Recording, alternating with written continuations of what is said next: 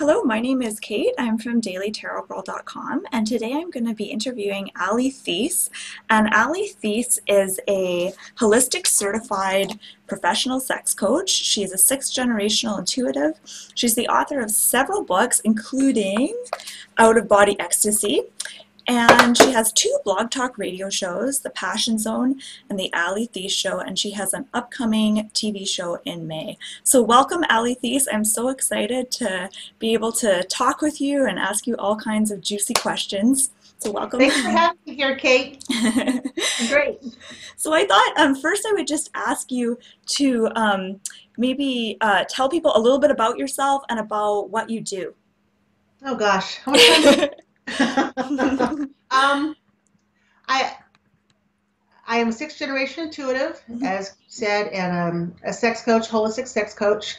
I found out discovered I was psychic around when I was 5, and used my gifts as a kid and a teen, and until it became not cool. Yeah. And then I kind of put it to the side, got through college, and got married the first time, divorced. Yeah. And then when I got married the second time is when I brought it back out of the closet, so to speak.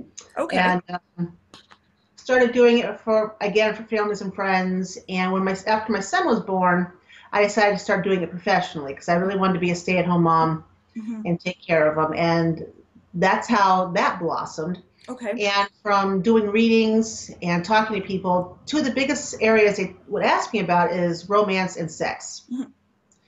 And at the same time, I was discovering my soulmates, my soul tribe, my twin flame, and that's how I started working with more energy and developed out-of-body ecstasy. Okay. And from out-of-body ecstasy, that's when I went back to school again and got all my degrees, and here I am. Awesome. Great. So I know you do, are your readings different from typical readings? Because I know with your background being a certified sex coach and everything, are your readings a little bit different? Well, I don't use anything. I don't use any tools. There's no tarot runes or numerology or anything like that. It's just me and you and all of our guides. And I don't have to do a meditation. I don't need a moment of silence. You and I could be talking and I could be doing the reading and say my son, and he's done this on many occasions, shows up saying, "Hey, Mom." I answer him and I can hop right back in it again. There's no beat. But when it comes to romance and sex, I bring that up if that's what they want. Right. Since that's primarily what I do nowadays, of course, those two things are the topic of most of our conversations. And I just try to, when I give somebody a reading, I give them more than just the reading. I give them an action plan. I give them some guidance because I don't think it does anybody any good to have advice if they don't know what to do with it. Yeah, totally. I agree. So I'm curious, what role do you think sexuality and sexual energy play in how we use our intuition and, opening to intuition? Oh gosh. Well, sexual energy, it's the powerhouse of our energy fields. The sexual energy, which is stored in the sacral chakra, 2 inches below the belly button. It's our sexual desire, well-being, creativity, abundance, and pleasure. And when that puppy's moving, everybody else works. They get along and work well, including our intuition. So if our sexual energy is up and therefore our energy body is healthy because our sexual energy is working very well, our intuition is going to be extremely strong. And it's going to be very easy to tap into whatever we tap into. If you tap into the person sitting across from you, your guides, your angels, God, goddess, it's instead of taking, maybe a minute, you can take 30 seconds. Right. It really does cut it in half if your sexual energy is up and active. That's interesting because I've read a lot of books about intuition and everything, and they all seem to kind of ignore the topic of sexual energy. None of them even mention it. and that's the problem as a whole. Everyone seems to ignore the sexual energy or sex part. It's like, oh my God, you're talking about what? They either close the book or turn the channel, unless they're home by themselves. Then they'll talk about sex or watch about sex or something if nobody else knows they're doing it. Right. But yeah, most books and most teachers totally leave out the sexual energy part because they don't feel comfortable teaching it. Right. And it's weird because it's such a big part of who we are. And like you Yeah, said, it's like the powerhouse of your energy. yeah. So it's kind of weird that so many books like just don't even mention it. If you bought a book probably from Europe, Right, UK, there might be something about sexuality in there, especially Europe. right. But in the States or Australia or New Zealand, it's more difficult to get something about sex and sexuality in a book hmm here than it is over there. Right, right. So, So how can someone use their sexual energy to enhance their, psychic powers or their intuitive abilities? well, if your sexual energy is working, your whole energy body is working. Hmm It automatically heightens your intuition. hmm If you want to sit down and break it all down, if you're say your intuition is just it's you just can't tap into it as well as you normally can. Right. Something's off, you don't know what it is. If you locate your sacral chakra, hmm for some reason I always mess that up, the solar plexus, and I know the difference, but when I'm talking, I mix them up. Yeah. Um, you locate your sacral chakra, and you can take some essential oils, hmm maybe orange blossom, or ginger, hmm or neroli. Neroli, I think I said that right. Yep. And you put a few drops on your fingertips, and it doesn't matter if it's clockwise or counterclockwise, or back and forth. It's up to you. But just rub it on your sacral chakra, and it helps to open up that energy portal. And when that's happening, your creativity is also going to be jumping up when your sexual energy goes up. So take a piece of paper and a pen and allow yourself to try automatic writing when your creativity is up. And it doesn't matter if what you're writing doesn't make sense. Nobody cares. Nobody's going to read it. And just sit there and give yourself 5 minutes and just write whatever comes up. Write. And the more you're writing, the more the sacral chakra is working, and the more you're just doing what pops into your head is the more your intuition is growing. So you're opening up both at the same time.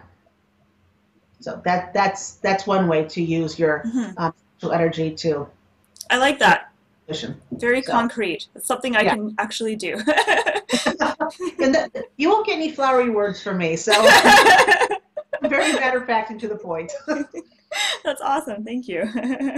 Um, so I have a question. I'm reading your book right now, Out of Body Ecstasy, which I'm really enjoying. And you say in this book that uh, orgasms enhance your aura and or strengthen your aura and Yes. your energy field. Now, what about too many orgasms? Like, can you have too many orgasms to the point that it weakens your aura and your energy field?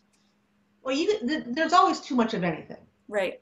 Now, in fact, I was reading just the other day that there's this woman who she actually goes through 30 orgasms a day. They're automatic. She can't stop them. Okay. Obviously, far too much. She's exhausted Yeah. because there's too many. Right. But, rarely people go to that extreme on purpose, 30 hmm days. Right. But you can't have too much, 30, to wear you out. uh A couple a day is perfect. Right. One a day is fantastic. hmm A couple times a week, if that's what you can get in. It'll Right. still, it doesn't matter how many you get in during the week or hmm during the month, hmm just as long as you start someplace. Right. Because with every orgasm, you have an energy boost. Your energy field strengthens. Right. So And it's all good. can it be helpful for getting like rid of energy blocks? It can be helpful into well, it's kind of funny. I saw a nuclear explosion when you said that. So I would have to say yes. Because it's when the energy is when you have an orgasm, energy travels up and out.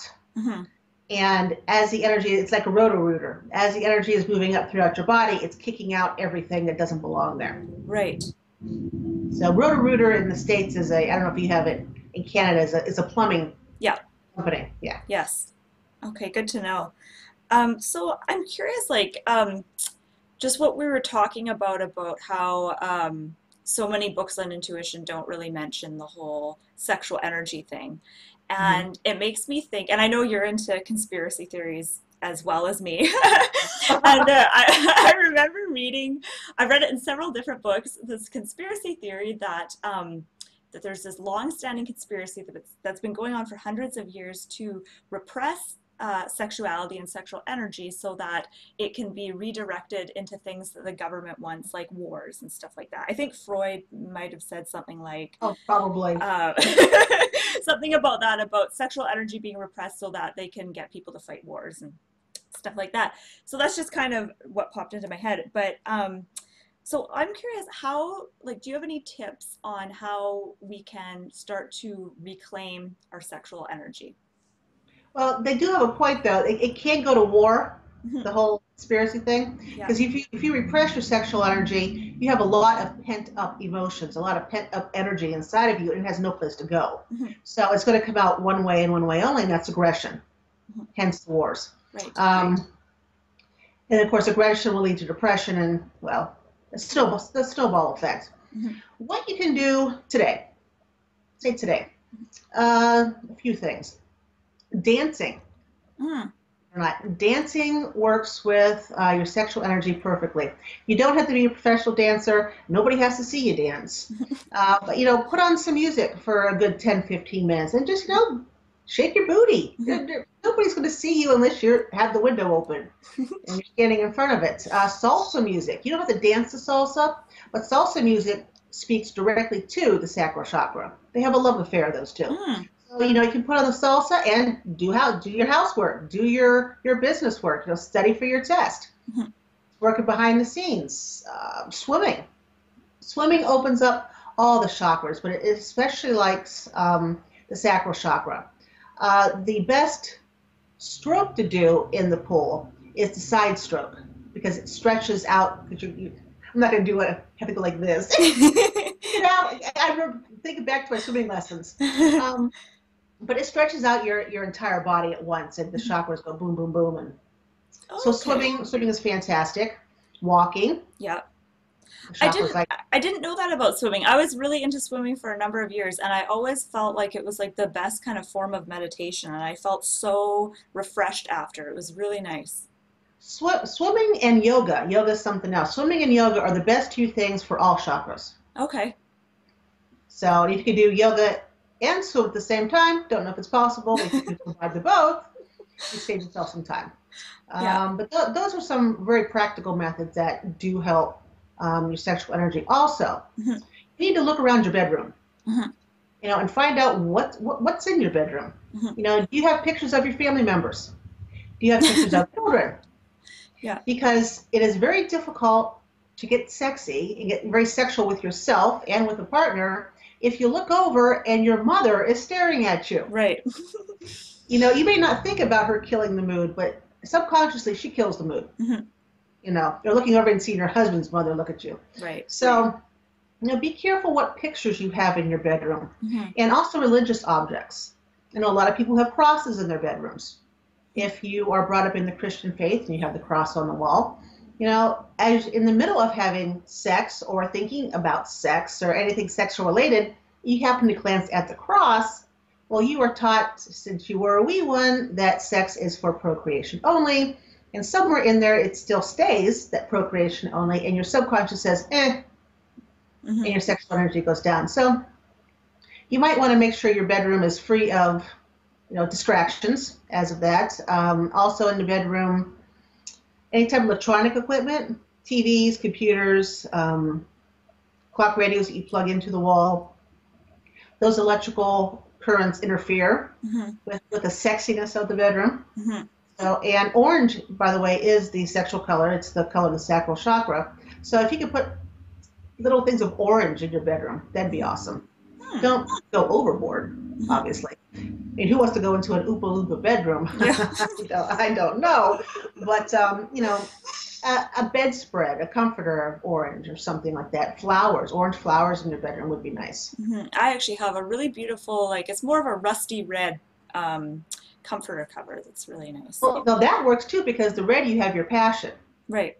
your passion and your desire, and red. But you have to be careful with red in any bedroom because it also controls your anger and your frustration And Right. so if you have too much red, you can also get angry very easily. So it's a delicate tightrope. I don't So think I've ever been angry in my bedroom. this is good. Yeah, normally Keep the living room is where I get angry. Sometimes the kitchen. So, what about storing things under the bed? Because under my bed, I have like, I buy a lot of stuff from Costco, and you know, you have to buy like big flats of stuff, right? Yeah. And I live in a little one-bedroom apartment, and I don't have any storage, so I store all this crap under my bed. So, like, my bed is just like full of stuff. And Stuff. I've heard that, like from feng shui books and stuff, that's really bad. So I want to get your take on it. It's not ideal Hmm. because there's no energy moving then. Right. And you want the chi, the energy moving throughout your bedroom in order to give it that. Not only can you sleep well, but have sex well Hmm. in your bedroom. So ideally, it'd be great to move it. But if you're out of space, every once in a while, take some frankincense and smudge your room, Hmm. and that will help uplift the energy that's in there and kind of get stuff moving a bit. Any stale area that would Okay. be there. So So that's what's the difference between, like, I've always been told to use sage to smudge with, so I've always yeah. used sage. So what's the difference between frankincense and sage? Sage is an excellent energy cleanser. Hmm. It does get the negativity out. I personally can't stand the smell of sage, which is why I don't Oh. use it. But frankincense, not only does frankincense move the energy out that's negative, Hmm. it takes the energy that's still there and it strengthens it. So frankincense is a dual purpose incense as Yeah. opposed to sage. Okay, interesting. I love the smell of frankincense. It's so good. Yeah. So, I want to ask you a little bit about astral projection and astral traveling, because that's what your book is about, out of body ecstasy. And I know that you're an experienced astral projector, and that's something that I'm learning about. And It's um, fun. I want to be able to do it. I haven't done it yet. I haven't got to that point where I've actually tried to do it. But I want to ask you about the first time that you were able to astral project and what that was like for you. Oh, it was an accident and it freaked me out totally. Yeah. In fact, I didn't know anything about astral projection. I must have been, gosh, 15 at the time. Mhm. And I remember going to bed, Mhm. and the next thing I know, I'm standing there in my room looking around, and I'm thinking to myself, what am I doing? I should be sleeping. I have school Mhm. in the morning. And I saw something odd in the corner of my bedroom. And instead of running like any human being would do, I go towards it. Mhm. And what is this? And a person steps out and they say, "I'm your great grandmother." Mhm. I'm like, really? I didn't know any of them, so I'm like, eh. And she said something like, "Don't look back at yourself." I'm like, what are you talking about? I started to turn. She goes, "No, don't look back." And I looked back and I saw me in bed, and I was very confused. Yeah. And the next thing I know, it felt like I slammed down into my bed. I remember my bed going poof like Mhm. that. Mhm. I just sat up. I'm like, what the blank blank blank was that? Freaked me out. I turned my light on. I did not. I didn't go to school the next day. I don't think because I didn't sleep. Yeah. But that was my first Yeah. take on it. And from that point on, then I started researching it and finding out what actually happened. And me and the library were best friends. Yeah. There were no computers. Right. There was no computers. And so that was my first step in. And thankfully, it takes a while to get the hang of it. Hmm. So don't be discouraged when you try something Yeah. and it doesn't work. Right. I don't know if have you read anything about astral projection yet? The different separation methods, or Yeah, I've read a few books on it. I'm sort of reading like 5 books on it at the same, like right now. I'm just kind of rotating between the books. So yeah. yeah, not all separation methods work for everybody. Hmm. Some people I like to roll out. I Hmm. roll out of my body. Hmm. Others like to come out of their crown chakra. Hmm. Other people like somebody to help them. You can actually ask somebody to come help you, Right. take you out. Yeah. So if you can get past the vibrational stage, Right. the point of separation, which is the freakiest of everything, Hmm. Yeah. then Yeah. you'll be good to go. Okay, yeah, I've had it a couple times when I've been meditating and not trying to astral project, and then all of a sudden I hear like a really loud noise, and it Yeah. almost sounds like a radiator or some kind of machinery, like really, really loud, and then it jolts me awake, like it, Yeah. and so I don't know if that's like the beginning of that Yeah. vibrational stage. Yeah. It's the beginning of it. Hmm. Yep. Well, I'm getting close. Yeah. As long as it doesn't jolt you wide awake, you're fine. But Right. you have to, when you hear the sounds, recognize what it is, and then allow yourself to just go with it. Right, right. I also read in your book you were talking about some of the things that will get in the way of someone being able to astral project and separate from their body. And one of the things you mentioned was genetically modified foods. GMO. Yeah, which I thought was really interesting because I'm just starting to sort of do some research into GMOs and trying to cut it out of my diet. And so I'm curious if you could just say a little bit more about that because I thought that was really interesting. Well, GMOs, if anyone does any research, they're basically poison, Hmm.